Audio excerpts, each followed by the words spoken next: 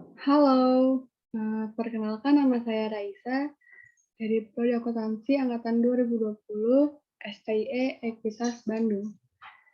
Pada kesempatan kali ini, saya akan menjelaskan mengenai akuntansi dasar. Baik, kita mulai.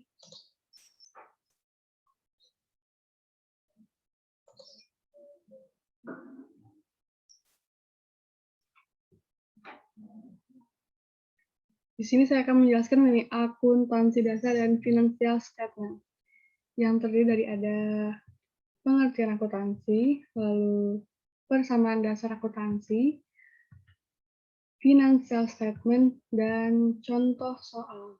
Nah, kita lanjut. Akuntansi. Apa itu akuntansi? Mari kita lihat akuntansi itu apa ya. Menurut American Accounting Association, akuntansi adalah mengidentifikasikan, mengukur, dan melaporkan informasi ekonomi. Menurut dan secara umumnya, akuntansi adalah proses mencatat, meringkas, mengolah data, dan menyaksikan data transaksi. Dari hasil ini, pelaporan informasi ekonomi untuk memungkinkan adanya penilaian dan pengambilan keputusan yang jelas dan tegas bagi pihak yang menggunakan informasi tersebut. Persamaan akuntansi. Di sini kita memiliki poin-poinnya, yaitu HUMPB. H untuk harta, U untuk utang, M untuk modal, dan P untuk pendapatan, dan B untuk beban. Baik, seperti ini. Jika garis kuning berarti debit, dan pink berarti kredit. Seperti harta, bertambahnya di debit, dan berkurang di kredit. Lalu utang, bertambah di kredit, dan berkurang di debit. Lalu modal bertambah di kredit dan berkurang di debit. Untuk pendapatan sendiri bertambah di kredit dan berkurang di debit. Dan beban bertambah di kredit dan berkurang di kredit. Lalu rumusnya nih, itu rumusnya. Aset itu sama dengan liabilities ditambah ekuitas. Lalu ekuitas adalah aset dikurang liabilities. Dan liabilities adalah aset dikurang ekuitas. Ngomong-ngomong nih teman-teman, saya punya cara lebih mudah agar menghafalkan HUMPB. Saat ini kita punya 5 jari.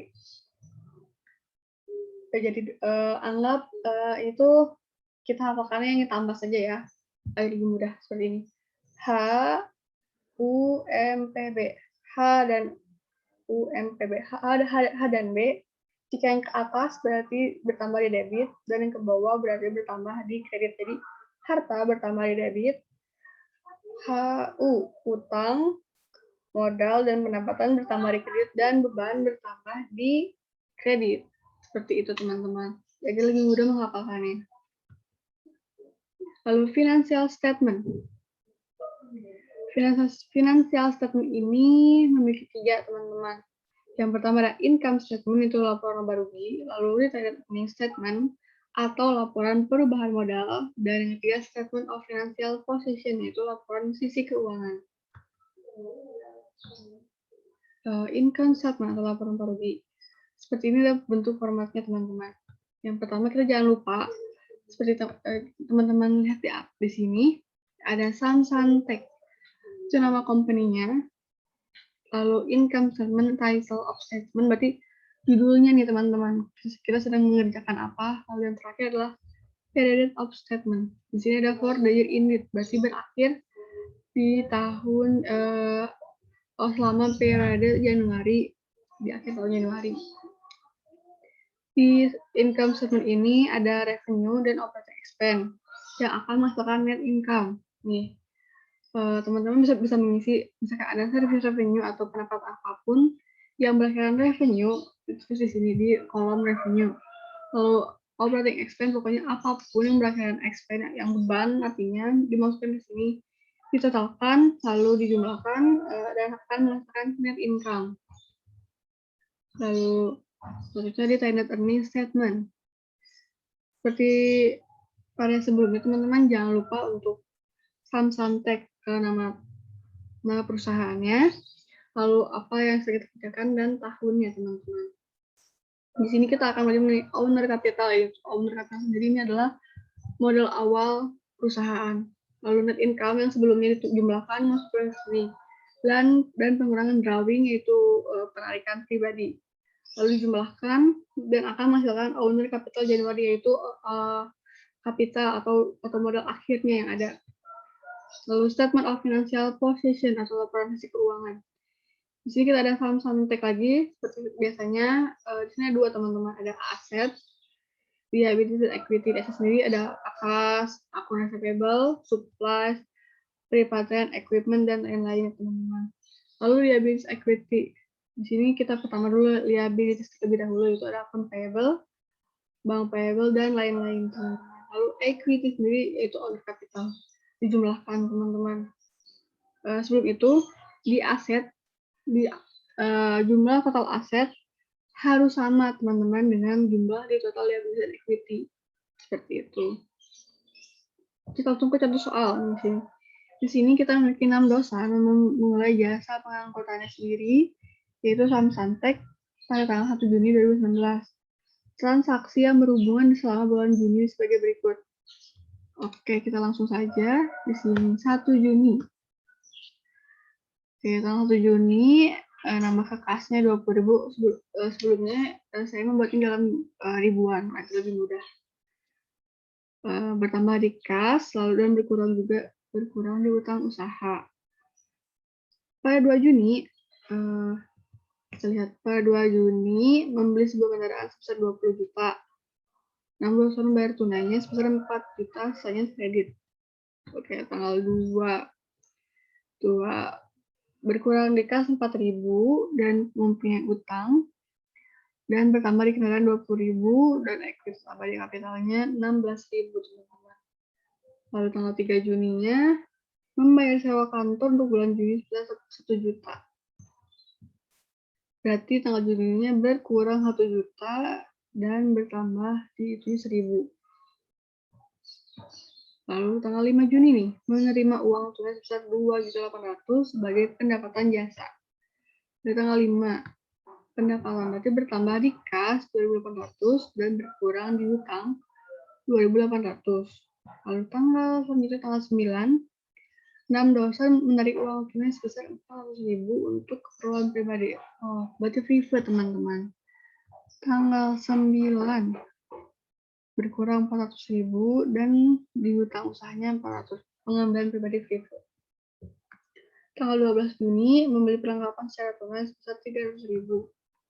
Membeli perlengkapan berarti berkurang 300 di kas dan bertambah di perlengkapan 300.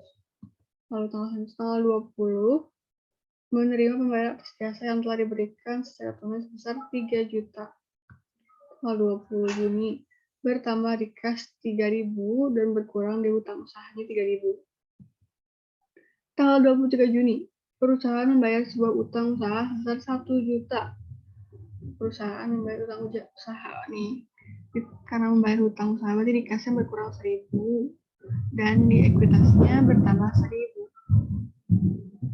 Tanggal 26 Juni membayar biaya utilitas sebesar 500.000. Berarti berkurang di kas 500.000 dan bertambah di utang usaha 500.000. Lalu tanggal 30 Juni membayar gaji karyawan sebesar 1 juta. Berkurang di kas 1 juta dan di utang liabilitas bertambah 1 juta. Dijumlahkan, teman-teman. Setelah menjumlahkan, mari kita masukkan ke dalam neraca saldo. Di sum tag sendiri, seperti kita lihat, pendapatan usahanya 5.800, pendapatan usaha 5.800.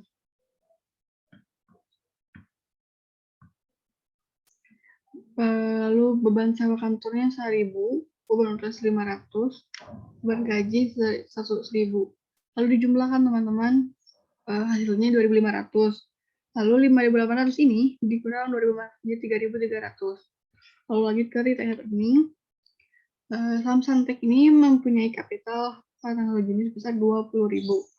Lalu net income ini dimasukkan ke sini 3.300 dan drawing pengambilan pribadi 400.000.